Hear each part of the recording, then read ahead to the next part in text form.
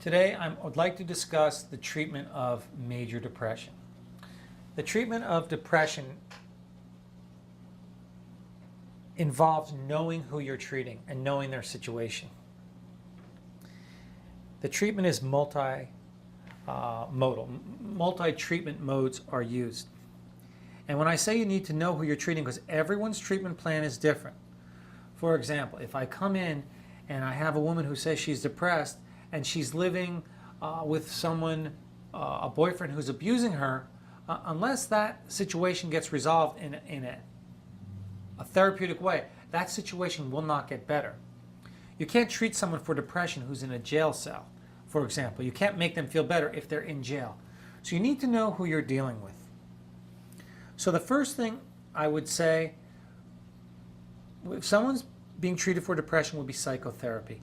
And in that therapy is talking with an individual, promoting their defenses, making suggestions, and supporting their coping skills. There are different types of therapy.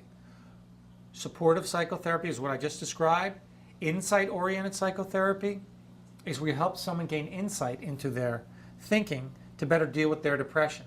And behavioral therapy. That is where you tell them to change behavior. So you have an individual who suffers from depression. They come in and see me, and I say, well, therapy, psychotherapy is going to be an important part of your treatment. The therapeutic process with the therapist, you sit and you face the therapist in a chair and you discuss your issues. The therapist will go from different modalities in therapy, a supportive mode, an insight-oriented mode, and a behavioral mode. Supportive may be, the therapist says, if someone is hurting you, move away from them. If something is stressing you, try and avoid that stress. Help them deal with issues of loss, of stressors. The loss may be physical loss, a loss of a loved one, changes in job, changes in finances, issues in their marriage, issues with their children. And the therapist will help there to be an assistant psyche, a support to help them deal with those issues. They may help them gain insight to better deal with issues which are causing depression. Behavioral therapy is someone's depressed and isolating in their room. It may be as simple as saying, leave your room every day. That's a common comment. Or you need to shower every day. Or you need to get out of the house every day and move around. It sounds simplistic. Simply getting someone showered and out of the house and moving around, interacting with people is a therapeutic process. The next phase of this would be exercise. All the patients who come and are treated in this office are encouraged to exercise for 30 to 40 minutes a day. Now, when I tell a depressed patient to exercise, if they're in good shape, I say, well, why don't you return to what you used to do? Maybe they're not in good shape and they've never exercised. I say, well, maybe you need to walk 30 minutes a day, depending on the shape of that individual. If you're watching this video and you say, well, I know exercise helps depression, don't go run 6 miles.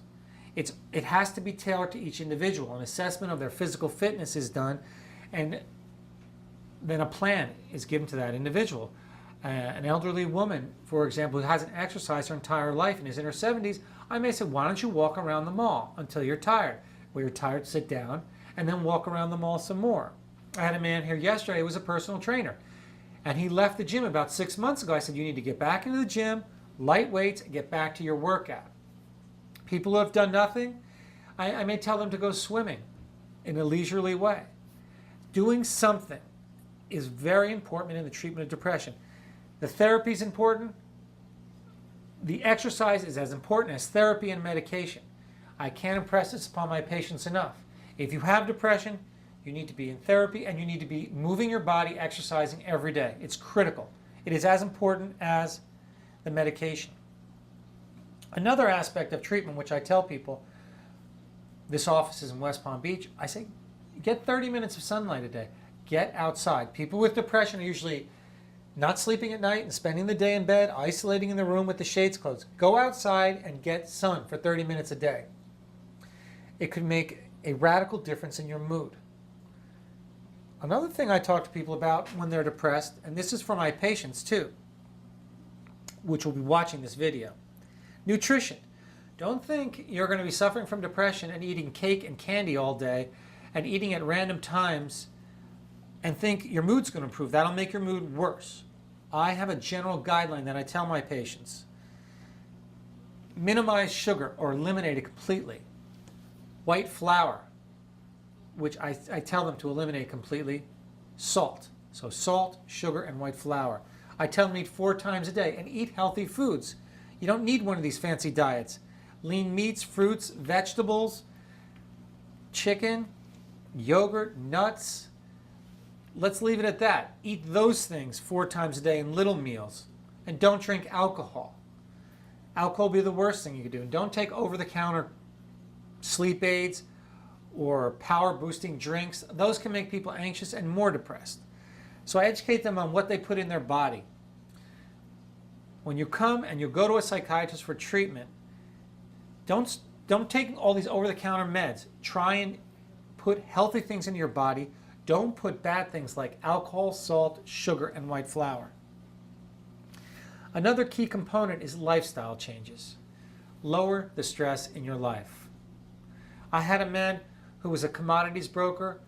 For whatever reason, this individual had to be on the phone when the Asian markets opened, and I told him, this isn't going to work. You cannot expect your depression is going to lift when you're up working 16 hours a day, you're not sleeping at night, you're constantly looking at your computer about what's going on in Asia. Another individual was a maintenance man who worked at night. Your lifestyle dramatically affects your mood. You cannot work at night and expect your mood to be good during the day.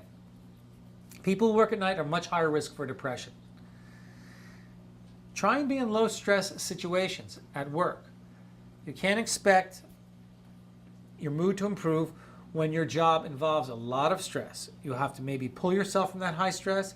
You need to sleep at night. You need to exercise during the day. You need to eat in a healthy way. So lowering stress in your life is critical.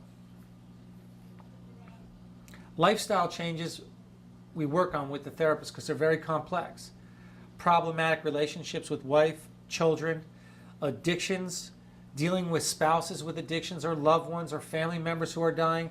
These are very complex things and involve interaction with the therapist over a long period of time to work them out. I don't mean to make them simplistic, but they're issues that we have to work on. So in summary, before I get into the medication management component of this, you need to talk with a therapist who uses a multimodal type of psychotherapy. You need to exercise. You need to eat in a healthy way. You need to get sunlight. And you need to try and live a life as low stress as possible. And sleep at night and work during the day.